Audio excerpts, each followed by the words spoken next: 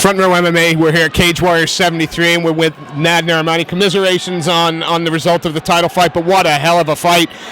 You know, you broke the habit that you started to create. You finished fights early. Now you've gone the distance again, but we would argue rounds 4 and 5 were yours if this had been a 7-rounder.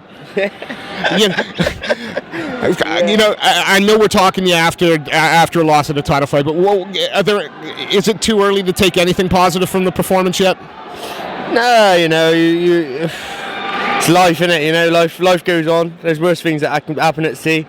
I always keep my head up. You know, I'm not one of these guys who's gonna be all glum. You know, I was emotional afterwards, but you know, life goes on, and I got to take the positives. And the positives is, you know, I've gone 5 rounds. I know I can go 5 rounds. I got the fitness to go 5 rounds. I pushed one of the best guys again in the division. A guy that's been finishing every single opponent couldn't finish me. And I feel, you know, he took 2 rounds, I took 2 rounds. First round was quite close. Yeah, he must have nicked it, you know. I haven't even watched the fight back yet. So, but yeah, no, it was a great fight. He's a great opponent. Real good on the floor, real strong. So yeah, just go back and work some stuff and come back stronger for sure. Did he do anything that surprised you in there? I mean, you seem to be just a little more patient than perhaps you usually are pushing forward. Obviously, I think you were not worried, but his ground game is his go-to game. What was the game plan to keep it on his feet, rough him up, make it ugly? Yeah, definitely. You know, I just wanted to, you know, 1s and 2s, pop. I didn't want to go, you know, overcommit and then allow him to get underneath my hips and get that takedown easy. You know, obviously he's strong on the floor. You know, I'm not bad on the floor, but he felt good on the floor, you know, and when someone catches you and then takes you back, it's hard to get him off, you know, at this level. So that was my mistake, especially in round 3. I feel even in round 3, I'm watching it back obviously, but I feel like I was catching him. If I hadn't given him my back and hadn't given him that control, it could have been a lot closer, this fight. So, you know, but that's the way it goes. Cage Warriors have a way of sort of making fights relevant. We look at Kurt and Stevie Ray, they're going for the 3rd time. Is, you know, a rematch between you two that doesn't look like it's an impossibility some point in 2015. How many fights do you figure you need before you get to say, look, I want another shot at the belt? I don't know, that's up to Ian, isn't it? You know, I feel that I gave a good representation of myself there.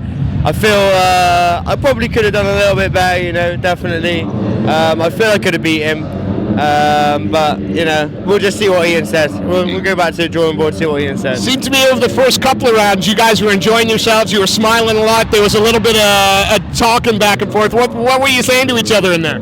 I don't really know, we were just... I think you were saying this is what we trained for or something like that, and I was saying yeah man, and it was just a bit of banter. You both totally looked like you were loving it in there. You know, even when a fight's as grueling as that, you know, was it a stupid question? Was it fun? It was fun, yeah, apart from being elbowed right in the fucking nose. Sorry. Yeah, it was, yeah, apart from getting a bit battered in the 3rd round, it was all fun. Even that's fun, you know, but it's a bit like, get off me, you know. We appreciate you spending some time talking to us, especially after, again, commiserations on the result, but there must be people you want to say thank you to, sponsors you want to shout out, because I'm fairly sure they're going to see you fighting for this title again in the very near future. Definitely. I mean, I might as well just go there. There's all my sponsors. Link Building Services, Jeff Way, Appeal, Bristol Waste Clearance, CBS, and MMA Apparel. I'd like to, you know, thank all of those for all the support leading up to the fight and throughout all my training. I'd like to thank all my friends and everyone that's come down to support me tonight. Well, all the way up in Newcastle, it's like a 5-hour, 6-hour drive. My dad always here to support, and his friend Ali always comes as well with him. Always there for support my dad, and I suppose if it weren't for him, I wouldn't be as free to train all the time, because my dad runs a business and I help him out, and that's how I'm able to train all the time. And then last but not least is my missus, who looks after the kids and does a great job and always there to support me, although we have a little bicker now and again. Ned, it's always a pleasure watching you fight. You know, we hope that you can take away from this one. We have no doubt we'll see you fighting for that title again. Thank you so much for your time, sir. Thank you very much. Thank you. And and all my other family, my mum and my sisters and everything, thank you for all your support. And everyone else who supports me, everyone back home, all my training partners and all the gyms and everything. Thank you very much. Paul Mower, Pedro, all those people that train there.